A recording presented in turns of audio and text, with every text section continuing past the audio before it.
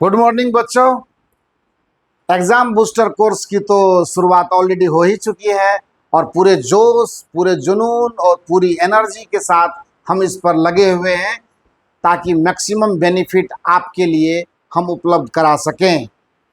हमने reflection of light को continue किया हुआ है और लगभग आज ये लास्ट रहेगा हमारा, क्योंकि साथ में रिवीजन भी तो चल रहा है ना। ये तो मैंने आपको बताया हुआ है कि रिवीजन भी साथ में हो रहा है, तो थोड़ा सा सिलेबस को और एक्सटेंड करके हम आपको दे रहे हैं और ये कोशिश कर रहे हैं कि आप जितना ज़्यादा हो सके पीछे जो कुछ भी छूटा हुआ है वो भी आपका एक बार आपको याद करवा दिया जाए। आज देखिए ना, 3 4 5 ऑब्जेक्टिव क्वेश्चन आपके लिए फिर से हम लाए हुए हैं। समतल दर्पण से बना प्रतिबिंब होता है। यूं तो मैंने आपको पहले ही कहा है कि अपने 10th क्लास के सिलेबस में हम रियल ऑब्जेक्ट यानी वास्तविक वस्तु पर ही काम कर रहे हैं और वही हमको करना भी है। लेकिन उसके बाद भी हमने ये क्वेश्चन, जबकि अगर सही मायने में देखा जाए तो आपके लिए ये क्वेश्चन बिल्कुल आसान है सॉल्व करना, क्योंकि हमें पता है अगर वस्तु हमारी वास्तविक है तो हमेशा समतल दर्पण जो है वो क्या करेगा, एक काल्पनिक प्रतिबिंब यानी आभासी प्रतिबिंब यानी वर्चुअल इमेज बनाकर देगा। तो ये आंसर हमारा सही है। फिर आप ये सोचोगे कि सर आपने ये क्वेश्चन, इतना आसान क्वेश्चन जब हमारे इस एग्जाम बूस्टर कोर्स में देंगे तो फिर मज़ा नहीं आएगा। आएगा मज़ा। मज़ा इसलिए आने वाला है क्योंकि अगर यही क्वेश्चन अभी 12 के सिलेबस में होता तो समतल दर्पण से बना प्रतिबिंब होता है, वास्तविक और काल्पनिक दोनों हो जाता, ए और बी दोनों। तब इसका आंसर क्या होता, सी होता। चूंकि यहाँ पे हमारे ऊपर एक प्रतिबंध लगा हुआ है कि हमें रियल ऑब्जेक्ट पर ही काम करना है, इसीलिए कुछ ऐसा हो रहा है। तो उस पर चर्चा के लिए अभी हमारे पास समय भी है, तो हम आगे भी उस पर देखेंगे। लेकिन अभी आपको यही ध्यान रखना है कि समतल दर्पण से बना प्रतिबिंब क्या होता है, हमेशा काल्पनिक होता है। क्योंकि वस्तु भी 2 प्रकार के होते हैं, रियल ऑब्जेक्ट भी होता है और वर्चुअल ऑब्जेक्ट भी होता है। वस्तु भी आभासी होता है, पर मैं उससे अभी आपको मुलाकात नहीं करवाना चाहता हूँ। दूसरा क्वेश्चन है कि इनमें कौन सही है। अब देखिए रे डायग्राम को कितना इजीली हम लोग लेते हैं। हम जो इमेज फॉर्मेशन के लिए जो उत्तल और अवतल दर्पण में रे डायग्राम बनाए थे और जो बनाते हैं हम लोग, तो हमें उसको हल्के में नहीं लेना है। क्या पता क्वेश्चन वहाँ से भी आ जाए और जो क्वेश्चन आसानी से हमें हो जाता, हम अगर सीरियसली उसमें हमने अपना डोमिनेशन नहीं डाला हुआ है तो हमारी गलती तो होना है। देखा जाए यहाँ पे ए नंबर में बिल्कुल गलत है, होगा नहीं, आप देख लीजिए, क्योंकि इधर भी ये एरो है, इधर भी ये एरो है, तो गलत तो है ये। ऑप्शन नंबर दूसरा देखिए, लाइट इधर से पैरेलल लाइट आई है, प्रधान अक्ष के समानांतर लाइट आया है, लेकिन आफ्टर रिफ्लेक्शन परावर्तन के बाद देखिए सी से पास किया है, इसीलिए यह गलत है। क्योंकि ये कहाँ से पास करता है, फोकस से पास करता है। ये बात हम लोगों को मालूम है। अपन ये देखते हैं कि रे डायग्राम की जो बारीकी है वो हमारे पास स्टडी किया हुआ है या नहीं, और अगर हमारे पास उसकी स्टडी सही नहीं होगी तो ऑब्वियसली गलत होगा। सी को देखिए, सी में लाइट यहां से आया है, दर्पण कौन सा है, उत्तल दर्पण है। ये लाइट को क्या करता है, डाइवर्ज करता है।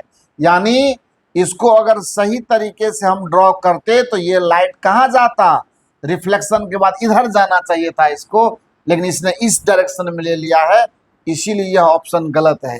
लेकिन डी में आप देखिए, आपको तो बताया थे नॉर्मल यानी अविलंब की चर्चा किए थे, ये लाइट मिरर के ऊपर यानी दर्पण के ऊपर नॉर्मली जा रहा है और इसीलिए इसने उसी पाथ को क्या कर दिया, रिट्रेस कर दिया, जिस रास्ते गया उसी से लौटा, इसीलिए इसका डी ऑप्शन सही है।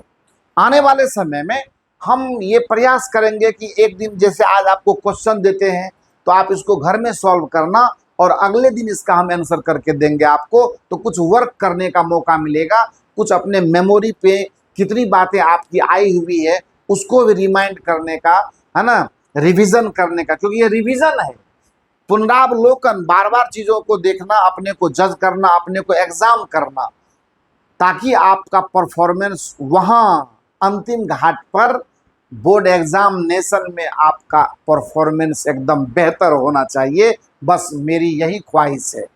ठीक है, आगे देखते हैं। उसके बाद नेक्स्ट क्वेश्चन है हमारा 3 नंबर, गोलीय दर्पण में एम अगर नेगेटिव हो, एम किसको कहते हैं? आवर्धन को, मैग्निफिकेशन को। और आपको पता है ना कि एम इक्वल टू होता है एच डैश बटा एच, ये भी हम लोग जानते हैं। और जब फॉर्मूला के तौर पर देखेंगे तो एम बराबर होता है माइनस भी अपॉन यू। ये माइनस साइन फॉर्मूला में बाय रूल आता है, तो इस पर हमें कोई क्वेश्चन नहीं करना है। दर्पण में आवर्धन यानी मैग्निफिकेशन का यही फॉर्मूला होता है। सो अगर गोलीय दर्पण में m का मान ऋणात्मक आता है तो वो सीधा कहता है कि प्रतिबिंब क्या होगा। ये छोटा उटा तो अलग बात है ना, छोटा भी हो सकता है, बड़ा भी हो सकता है, वो मैटर नहीं करता है। बस मैटर करता है कि अगर m नेगेटिव है तो वो उल्टा प्रतिबिंब देगा, क्योंकि आवर्धन का ऋणात्मक होना वास्तविक प्रतिबिंब को बताता है। और वास्तविक वस्तु के लिए वास्तविक प्रतिबिंब अगर बनेगा तो वो वस्तु की तुलना में हमेशा उल्टा होगा, और उल्टा होगा m का मान नेगेटिव होगा। तो ये आपका डी वाला ऑप्शन सही है, बाकी इन सब पे ध्यान देने की कोई जरूरत नहीं है। ठीक है, तो वो जो m नेगेटिव का मतलब ये छोटा बड़ा से हमें कोई मतलब नहीं है, वो सिर्फ वास्तविक और उल्टा प्रतिबिंब की तरफ इशारा करता है। तो देखिए कितना करीब से क्वेश्चन है। आपको ये लगता होगा कि m नेगेटिव है तो वस्तु से छोटा प्रतिबिंब, उसने ये नहीं कहा है कि आप वास्तविक प्रतिबिंब है तो कौन सा दर्पण है, वो तो जस्टिफाई नहीं किया उसने। तो अवतल दर्पण में हालांकि वास्तविक वस्तु के लिए वास्तविक प्रतिबिंब आपको पता है कि सिर्फ और सिर्फ अवतल दर्पण ही बनाता है, और इसीलिए नेगेटिव आपका m का मान होने का मतलब है कि प्रतिबिंब उल्टा होगा। अब देखिए चौथे नंबर पर आते हैं, कौन दर्पण आभासी प्रतिबिंब दे सकता है? वास्तविक वस्तु, कौन सा दर्पण आभासी प्रतिबिंब दे सकता है? अगर वस्तु हो वास्तविक तो तीनों दर्पण आभासी प्रतिबिंब बनाते हैं। ये बात मैंने पहले भी आपको सिखाई हुई है कि आभासी प्रतिबिंब, एक बार फिर से मैं रिवीजन कर दूंगा अभी इसको करने के बाद। तीनों ही दर्पण, याद रखिएगा, अगर पहले से आपको नहीं मालूम है तो याद रखें, तीनों ही दर्पण वास्तविक वस्तु के लिए आभासी प्रतिबिंब बनाता है। अंतर है लेकिन उसमें, अगर वह समतल दर्पण है तो जितना बड़ा आपका वस्तु होगा उतना ही बड़ा प्रतिबिंब वो बनाएगा, वस्तु के सेम आकार का, सेम साइज का। अगर वो उत्तल दर्पण है तो आभासी प्रतिबिंब वो बनाएगा लेकिन वस्तु से छोटा बनाएगा, एकदम कन्फर्म है, वो चाह करके भी इसके अलावा और कुछ नहीं कर सकता है। तीसरी बात है कि अगर आपका दर्पण अवतल है तो वो आभासी प्रतिबिंब बनाएगा, वस्तु से बड़ा होगा वो प्रतिबिंब। और आपको तो पता है कि सिर्फ और सिर्फ एक वो पोजीशन है जहां पर आपका अवतल दर्पण आभासी प्रतिबिंब बनाता है, और वो है फोकस और पोल के बीच की स्थिति। मैंने आपको पिछले लेक्चर में बताया था कि वास्तविक प्रतिबिंब का जो बाउंड्री है वो फोकस से शुरू होता है और वहां से बाएं चलता है। प्रतिबिंब का साइज धीरे धीरे बढ़ता जाएगा अगर वस्तु को आप करीब लाओगे, तो उस पर अभी जाने की जरूरत नहीं है। आइए पांचवें नंबर पर, इसका मतलब क्या होगा? तीनों ही दर्पण अवतल भी बनाएंगे, समतल भी बनाएंगे, उत्तल भी बनाएंगे। तीनों ही दर्पण वास्तविक वस्तु का आभासी प्रतिबिंब बनाता है ना, ये जानकारी वाली बात। अब देखिए, किसी बिंदु स्रोत से समांतर किरण पुंज, पैरेलल लाइट बीम देने वाला दर्पण है। बहुत बढ़िया क्वेश्चन, बहुत ही अच्छा क्वेश्चन, जिस पर कि आपको सोचना ही पड़ेगा। सोर्स आपका पॉइंट सोर्स है, बिंदु स्रोत है, और उससे आपको चाहिए कैसा लाइट? पैरेलल लाइट चाहिए। तो कौन सा दर्पण बना के देगा, जरा देख लेते हैं।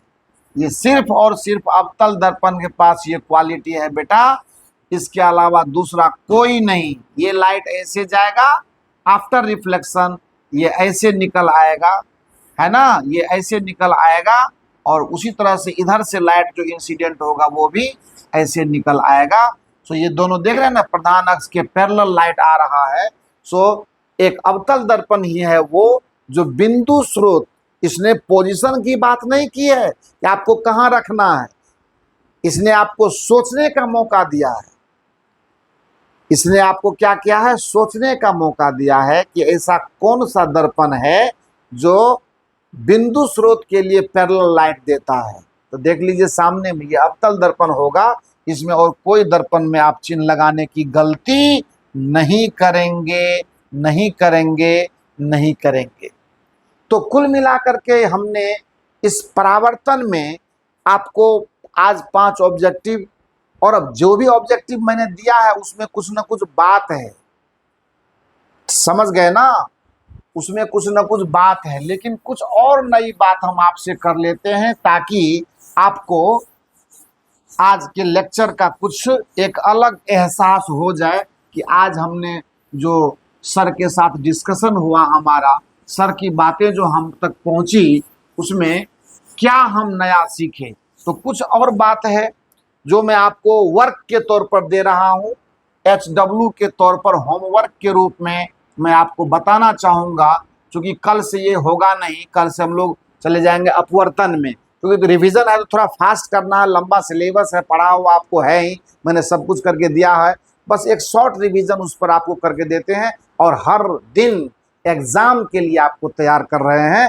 ये एग्ज़ाम बूस्टर कोर्स है और जो भी हमारे नए दोस्त हमारे इस क्लिप को, हमारे रील्स को फेसबुक पर देखते हैं तो उनसे हमारा रिक्वेस्ट है कि बाकी अपने जितने भी स्टूडेंट्स हैं जिनको इनकी आवश्यकता है उन तक इसको पहुंचाएं। अगर आपके फैमिली में भी, आपके सर्कल में भी ऐसे कोई स्टूडेंट हैं जो कहीं कहीं पढ़ रहे हैं और कमज़ोर हैं और सामान्य भाषा में, अपनी भाषा में अगर लेक्चर को समझना चाहते हैं तो उनको LN Academy 24 जो हमारा ये प्लेटफॉर्म है जिससे हम जोड़ना चाहते हैं आपको, तो आप रिक्वेस्ट के साथ इस चीज़ को अपने दोस्तों के बीच, अपने छोटे भाइयों के बीच, बहनों के बीच, जो भी रिश्तेदार हैं उन तक पहुंचाएं ताकि उनको अधिक से अधिक बेनिफिट मिल सके इस लेक्चर का और अच्छा स्कोर हो उनका बोर्ड एग्जाम में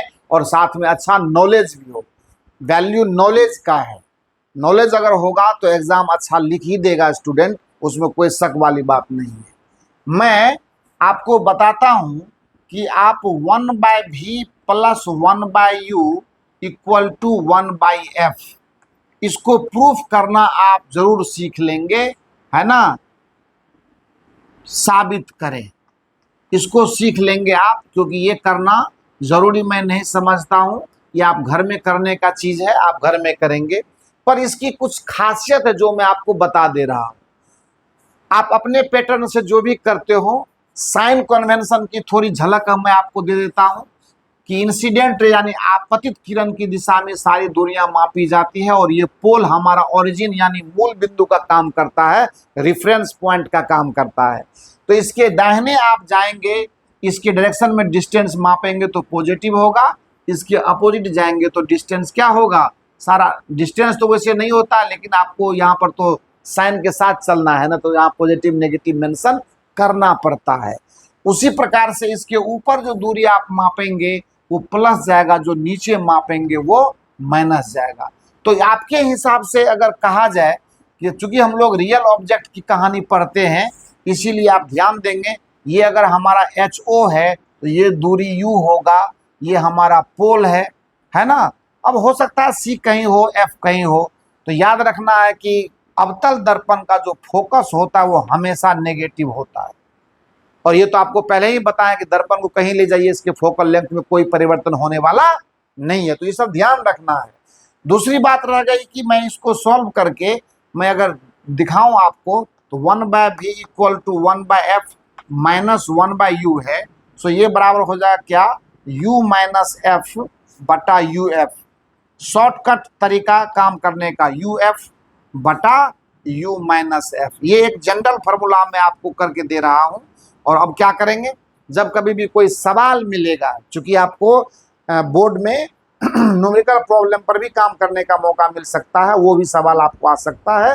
तो जब भी हर चैप्टर में हम लोग अपने आप को उस हिसाब से एकदम मजबूती से तैयार करेंगे ताकि हमें कहीं से कोई कठिनाई ना हो, किसी भी हेल्प की ज़रूरत नहीं हो, हमारा दिमाग उतना तैयार रहे कि हम जाकर 100 में 100 स्कोर करके आएँ।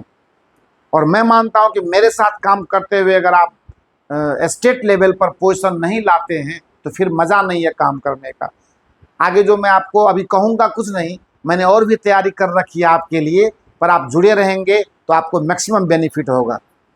तो इस हिसाब से ये एक जनरल फार्मूला हो गया। अब जैसा दर्पण होगा, जैसी परिस्थिति होगी, उसके हिसाब से साइन के साथ इसमें वैल्यू डालिएगा, चिन्ह के साथ। यहाँ पर यू नेगेटिव है, आपको पता ही है कि वास्तविक वस्तु के लिए हमेशा यू का साइन क्या रहेगा, नेगेटिव रहेगा। एफ आपका नेगेटिव रहेगा। दो तो क्लियर हो गया आपको। तो भी तो कैलकुलेशन की बात है, भी तो कैलकुलेशन की बात है। जो अननोन है उस पर दिमाग लगाने की जरूरत नहीं है, वो कैलकुलेशन के बाद जैसा रिजल्ट देगा उस तरह का इमेज बनेगा। आप देखें, अगर हो सकता है कि इमेज आपका इस तरह से बने, अगर इधर बना तो HO आपका क्या होगा, पॉजिटिव हो जाएगा, लेकिन HI क्या होगा, नेगेटिव हो जाएगा। अगर इसने वर्चुअल इमेज बनाया, आभासी प्रतिबिंब बना के दिया, अगर मान लो अवतल दर्पण में, तो ये HI है, इस स्थिति में HI क्या होगा, पॉजिटिव हो जाएगा। तो फिर आपका जो M का साइन है, अगर इसको चुनते हैं तो M आपका पॉजिटिव मिलेगा, अगर आप इसको चुनते हैं तो M का साइन क्या मिलेगा, तो ये वास्तविक प्रतिबिंब तो M का साइन नेगेटिव, और अगर आभासी प्रतिबिंब तो M का साइन पॉजिटिव मिलेगा। तो ये बहुत ही माकूल चीज़ है, बहुत ही इम्पोर्टेंट चीज़ है, बहुत ही समझने वाली चीज़ है। और अभी के सिचुएशन में आपको मेरे समझ से दर्पण यानी परावर्तन में इससे ज़्यादा और कुछ पूछेगा नहीं। इस बात की 100% गारंटी है, 100 नहीं 200% गारंटी है। आप इतना लेकर के जाओ और इस चैनल को एक बार याद रखना, आपका भला ही भला होगा, इसमें कोई शक वाली बात नहीं है। और मुस्कुराते रहिए, क्योंकि एक बात जान लीजिए कि ये जीवन हमें जो मिले हैं, ये आनंद लेने के लिए मिले हैं, मुस्कुराकर जीने के लिए मिले हैं, खुशी से जीने के लिए मिले हैं, दोस्तों के साथ मिलकर जीने के लिए मिले हैं। और साथ में अपनी जिम्मेदारी का एहसास आपको हमेशा होना चाहिए। आप किस लिए आए हैं, क्या फ़र्ज़ है, क्या कर्तव्य है, ये सब कुछ आपको पता होना चाहिए। जीवन में अनुशासन आएगा। एजुकेशन को बेहतर बनाते चलिए और हमेशा खुश रहिए। Thank you so much.